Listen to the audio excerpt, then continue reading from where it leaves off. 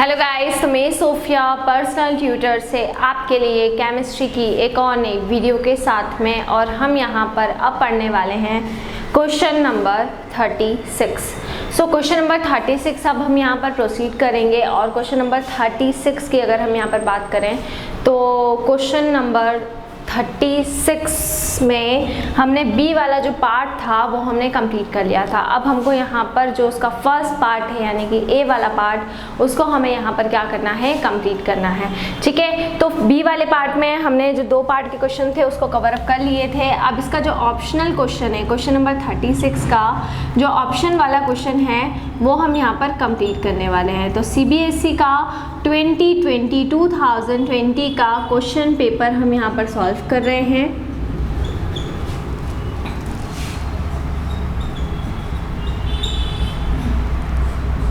ठीक है, और इस पेपर को हम यहाँ पर सॉल्व करेंगे, पूरा डिटेल में सॉल्व करेंगे। तो देख लेते हैं कि हमें किस तरीके से करना है। देखिए, तो सबसे पहला आपका जो फर्स्ट, देखिए इस क्वेश्चन के भी, क्वेश्चन नंबर 36 के दो पार्ट हैं। सबसे पहले हम इसका ए वाला पार्ट, और जो पहले दो पार्ट में भी फर्स्ट और सेकंड पार्ट है। ठीक है, तो यहाँ पर हम सबसे पहले ए वाला पार्ट कर लेते हैं। ए वाले पार्ट वाला क्वेश्चन है अकाउंट फॉर द फॉलोइंग। हमें ये फॉलोइंग रीजंस देना है। अकाउंट फॉर द फॉलोइंग, देखिए सबसे पहला इसके अंदर रीजन आपको देना है। फर्स्ट क्वेश्चन है कॉपर वन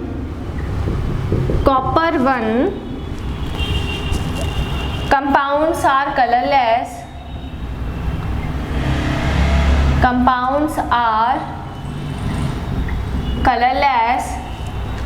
ठीक है, whereas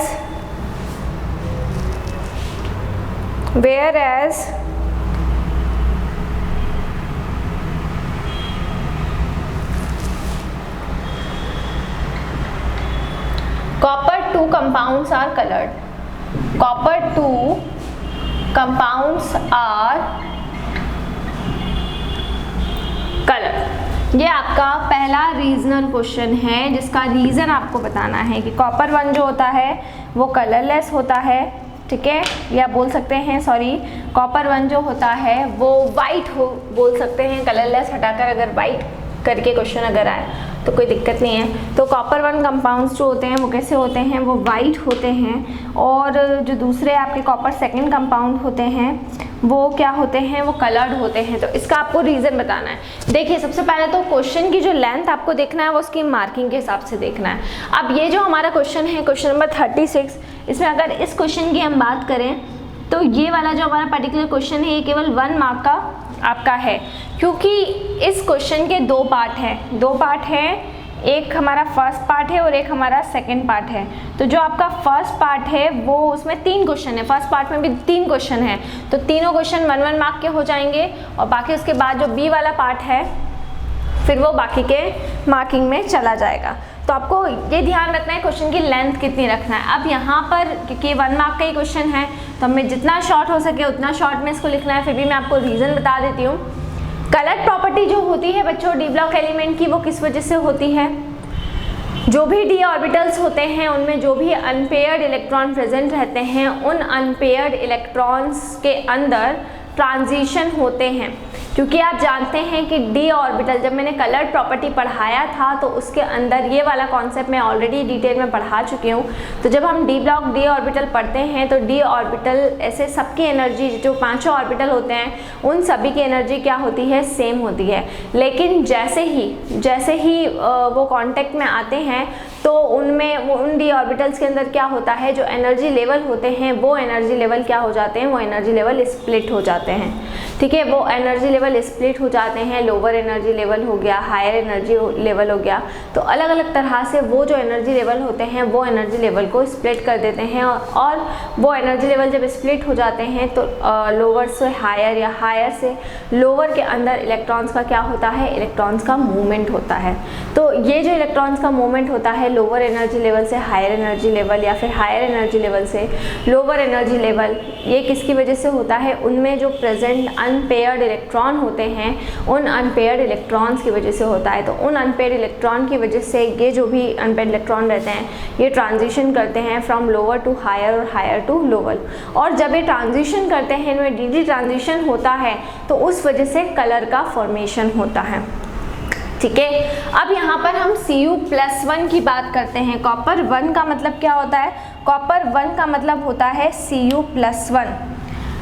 तो कॉपर पर आप जानते हैं कॉपर पर एक्सेप्शन होता है। कॉपर क्या होता है? 3d10 4s1 होता है। अब कॉपर पर देखिए एक्सेप्शन होगा तो 3d10 4s1 ये यहाँ पर होता है। अगर कॉपर +1 हुआ तो +1 के केस में क्या होगा? यहाँ वाला जो ये एक इलेक्ट्रॉन है ये क्या हो जाएगा? रिमूव हो जाएगा। अब आप देख सकते हैं कि सारे ही इलेक्ट्रॉन कैसे इलेक्ट्रॉन हैं? सारे ही इलेक्ट्रॉन पेयर इलेक्ट्रॉन हैं। इसमें एक भी अनपेयर्ड इलेक्ट्रॉन प्रेजेंट नहीं है। और इसमें एक भी अनपेयर्ड इलेक्ट्रॉन नहीं है तो डेफिनेटली इसका जो कलर है वो कैसा होता है? या तो आप उसको कलरलेस बोल सकते हो या फिर आप उसको वाइट बोल सकते हो। तो इसीलिए हम यहाँ पर क्या बोलेंगे? Cu+1 3d10 Cu+1 3d10 compounds are white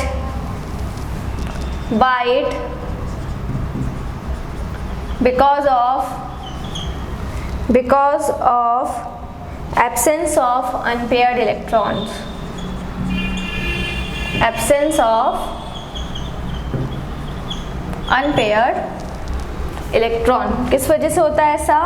absence of unpaired electron की वजह से होता है while Cu+2। अब Cu+2 देख लेते हैं तो देखिए Cu+2 क्या होगा? 3d9 हो जाएगा और 4s0 हो जाएगा। तो 1 2 3 4 5 6 7 8 और ये 9, तो 3d9 और 4s कितना हो गया? 4s0 हो गया। अब इसके अंदर आप देख सकते हैं एक अनपेयर्ड इलेक्ट्रॉन प्रेजेंट है Cu+2 में। तो ये जो एक अनपेयर्ड इलेक्ट्रॉन है ये एक अनपेयर्ड इलेक्ट्रॉन क्या करेगा? ये एक अनपेयर्ड इलेक्ट्रॉन ट्रांजिशन करेगा। ट्रांजिशन कैसे करेगा? लोअर टू हायर या हायर टू लोअर इसका क्या हो जाएगा? ट्रांजिशन हो जाएगा। ठीक है, क्लियर है ना? तो Cu+2 का कन्फिग्रेशन हो जाएगा 3d9। ठीक है, क्लियर। Compounds are coloured. और इसके कंपाउंड्स कैसे हो जाएंगे? इसके कंपाउंड्स कलर्ड हो जाएंगे। ठीक है, क्यों? क्योंकि इसके अंदर अनपेयर्ड इलेक्ट्रॉन प्रेजेंट है। ड्यू टू अनपेयर्ड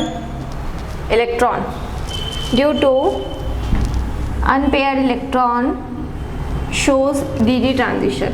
और वो जो अनपेयर्ड इलेक्ट्रॉन रहेंगे वो क्या करेंगे? डी ट्रांजिशन को शो करेंगे, शोज डी ट्रांजिशन। सो यहाँ पर क्या हो जाएगा? जो Cu+1 3d10 है वो कंपाउंड कैसे रहेंगे? वाइट रहेंगे क्योंकि उनके अंदर अनपेयर्ड इलेक्ट्रॉन नहीं होंगे। जबकि जो Cu2+ रहेगा 3d9 कंपाउंड्स वो कैसे रहेंगे? कलर्ड रहेंगे क्योंकि उनमें अनपेयर्ड इलेक्ट्रॉन प्रेजेंट रहेंगे जो क्या प्रेजेंट करेंगे? डी ट्रांजिशन को प्रेजेंट करेंगे। ठीक है, क्लियर। अब इसके अंदर होगा क्या? देखिए सेकंड क्वेश्चन हम देख लेते हैं इसका। ये तो हुआ हमारा फर्स्ट क्वेश्चन। अब हम देख लेते हैं सेकंड क्वेश्चन इसका हमारा क्या होगा। सेकंड आपको रीज़न देना है क्रोमेट चेंजेस देयर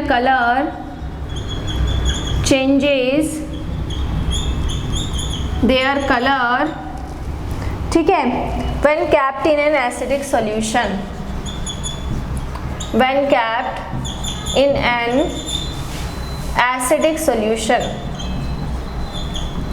आपको ये बताना है कि जो क्रोमेट आयन होते हैं वो अपने कलर में चेंजेस करते हैं। कैसे कलर में चेंजेस करेंगे? जब उनको हम काय में रख देंगे, है ना? तो chromate changes their colour when capped in acidic solution. जब हम उनको एसिडिक सॉल्यूशन में रखते हैं तो वो अपने कलर में क्या कर देते हैं, वो अपने कलर में चेंज कर देते हैं। तो हमें इसका रीज़न बताना पड़ेगा कि ऐसा क्यों होता है। तो ये भी आपका 1 मार्क का ही क्वेश्चन है। तो 1 मार्क का क्वेश्चन है, तो जितना ज़्यादा शॉर्ट एंड स्वीट हो सके उतना करना है।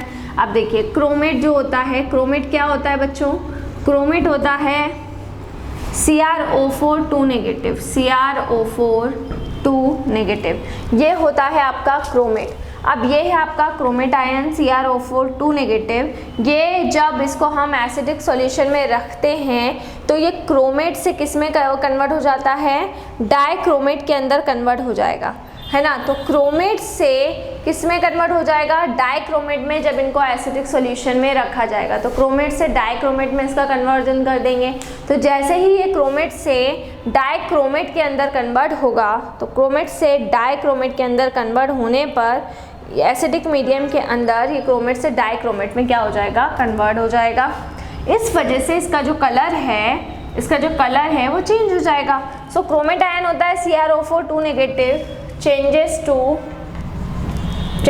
To dichromate ion,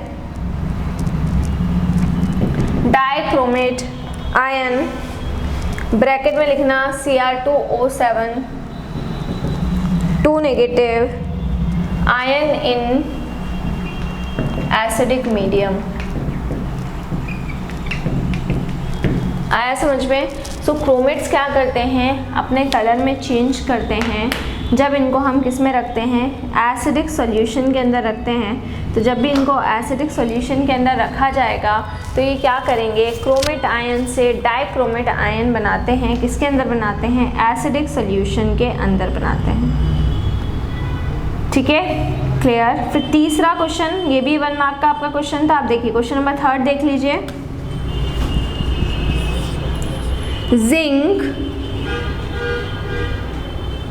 cadmium and mercury are, बहुत ही देखिए बहुत बार ये क्वेश्चन पूछा जा चुका है और बहुत ही इम्पॉर्टेंट क्वेश्चन है। Zinc, cadmium and mercury are considered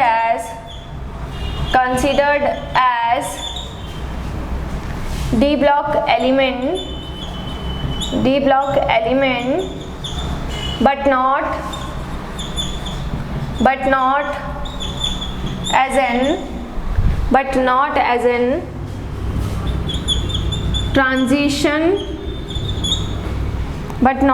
in transition elements। जो भी जिंक, कैडमियम और मर्क्यूरी होते हैं बेटा, वो किसकी तरह कंसिडर किए जाते हैं, वो as a D block element consider किए जाते हैं, बट उनको ट्रांजिशन एलिमेंट्स नहीं बोला जाता। तो आपको ये रीज़न आपको यहाँ पर बताना है। ठीक है, तो यही जो आपका रीज़न है वो आपको बताना है। तो इसी का हम आंसर बताएंगे। देखिए तो इसका आंसर क्या हो जाएगा, ड्यू टू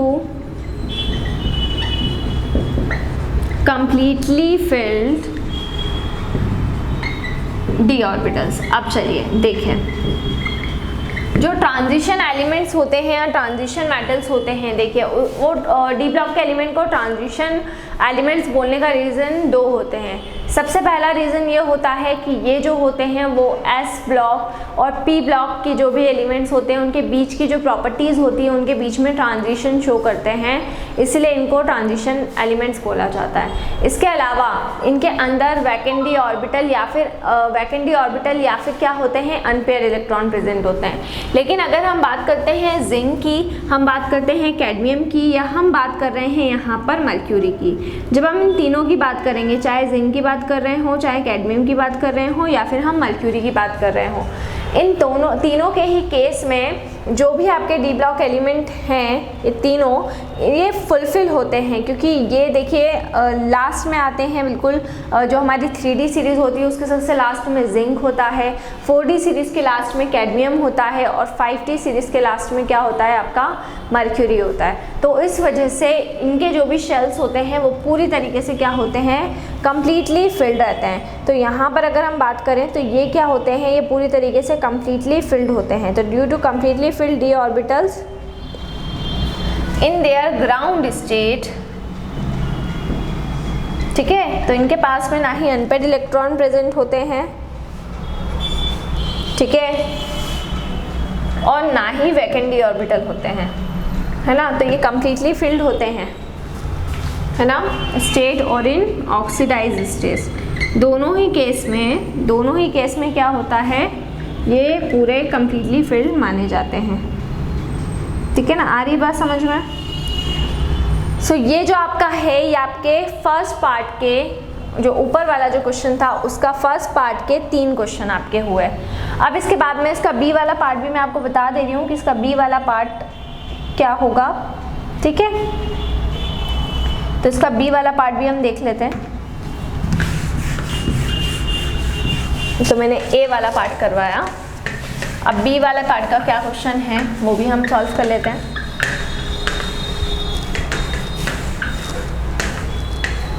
चलिए, सो हम बात करते हैं इसके बी वाले पार्ट की। बी वाला पार्ट होगा calculate spin only momentum, calculate spin only momentum,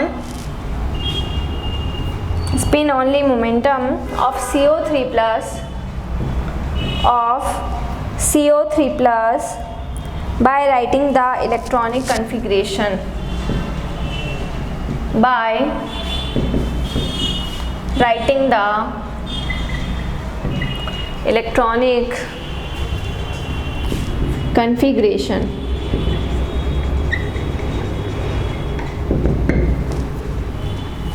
ठीक है। तो अब आपको मैग्नेटिक प्रॉपर्टी निकालनी है, और मैग्नेटिक प्रॉपर्टी कैसे निकलती है? मैग्नेटिक प्रॉपर्टी निकलती है मैग्नेटिक मोमेंटम से, ठीक है। तो मैंने आपको मैग्नेटिक प्रॉपर्टी पढ़ा रखी है डी ब्लॉक एलिमेंट की, कि जो डी ब्लॉक के एलिमेंट्स होते हैं वो 3 टाइप की मैग्नेटिक प्रॉपर्टी शो करते हैं। वो 3 टाइप की मैग्नेटिक प्रॉपर्टी क्या होती है? डाईमैग्नेटिक, पैरामैग्नेटिक और तीसरी हो जाती है फेरोमैग्नेटिक। जब हम डाईमैग्नेटिक की बात करते हैं तो जितने भी इलेक्ट्रॉन्स रहते हैं वो पेयर्ड रहते हैं, उसमें एक भी अनपेयर्ड इलेक्ट्रॉन नहीं होता, इसलिए उसको हम कहते हैं डाईमैग्नेटिक। सेकेंड प्रॉपर्टी हमारी हो जाती है पैरामैग्नेटिक। पैरामैग्नेटिक के केस में क्या होता है, जो भी सब्सटेंस होता है उसमें एटलीस्ट 1 अनपेयर्ड इलेक्ट्रॉन रहता है। और जब हम फेरोमैग्नेटिक की बात करते हैं तो फेरोमैग्नेटिक के केस में क्या होता है, फेरोमैग्नेटिक के केस में ज़्यादा अनपेयर्ड इलेक्ट्रॉन होते हैं। तो ये जो भी उनकी मैग्नेटिक पावर निकाली जाती है, डाईमैग्नेटिक हो, पैरामैग्नेटिक हो या फेरोमैग्नेटिक हो, अगर डाईमैग्नेटिक होगा तो बहुत ज़्यादा रिपल होगा मैग्नेटिक फील्ड से, पैरामैग्नेटिक होगा तो अट्रैक्ट होगा, और फेरोमैग्नेटिक होगा तो स्ट्रॉन्गली अट्रैक्ट होगा।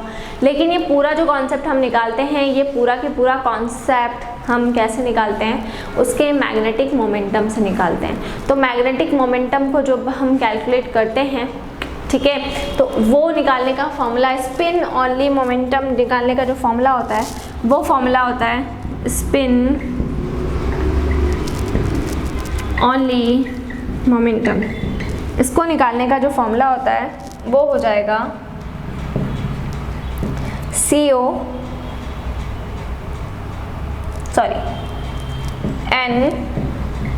n+2, अंडर रूट में n और n+2, ये इसका फॉर्मूला हो जाएगा।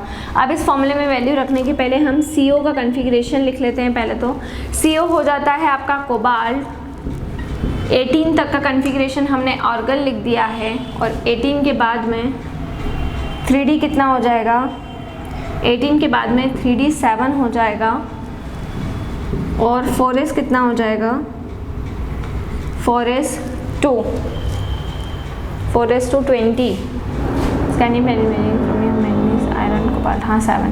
तो 3D 7 और 4s 2 हो गया ये यहाँ पर। अब देख सकते हैं आप यहाँ पर, ये तो पेयर्ड इलेक्ट्रॉन है, यहाँ पे 2 अनपेयर्ड इलेक्ट्रॉन आपके रहेंगे। देखिए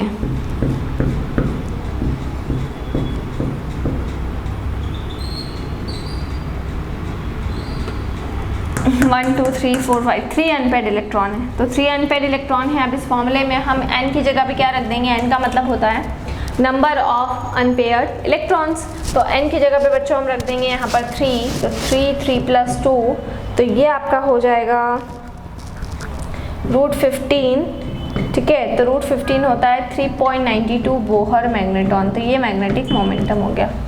तो इस तरीके से आप क्या कर सकते हैं, आसानी से स्पिन क्वांटम नंबर को कैलकुलेट कर सकते हैं। तो ये मैंने आपको करवा दिया है। क्वेश्चन नंबर 30 6 हमने पूरा कंप्लीट कर लिया है। इसके बाद में हम क्वेश्चन नंबर 35 पढ़ेंगे। तो क्वेश्चन नंबर 36 का एक पार्ट मैंने आपको इसके पहले पूरा करवा दिया था और आज ही मैंने आपको क्वेश्चन नंबर 36 का जो सेकंड पार्ट है वो सेकंड पार्ट मैंने आपको यहाँ पर करवा दिया है कंप्लीट। ठीक है, क्लियर। अब नेक्स्ट वीडियो में हम कुछ और टॉपिक्स को डिस्कस करने वाले हैं। सो इसी तरह से जुड़े रहिए हमारे साथ में, वीडियोस को लाइक करते रहिए, चैनल को सब्सक्राइब करना ना भूलें। कोई भी डाउट, कोई भी क्वेरी हो उससे आप कमेंट बॉक्स में डाल सकते हैं। और अगर आप हमसे ऑनलाइन होम क्लासेस पढ़ना चाहते हैं तो हम आपको ऑनलाइन होम क्लासेस की फैसिलिटी भी प्रोवाइड करा रहे हैं। हमसे ऑनलाइन होम क्लासेस पढ़ने के लिए डिस्क्रिप्शन में जाकर सारी डिटेल्स ले लें और हमसे कॉन्टेक्ट करें। घर पर रहें, सुरक्षित रहें, बाहर ना निकलें, बहुत ज़रूरी हो तो ही बाहर निकलें। Stay home, stay safe and study hard. Thank you.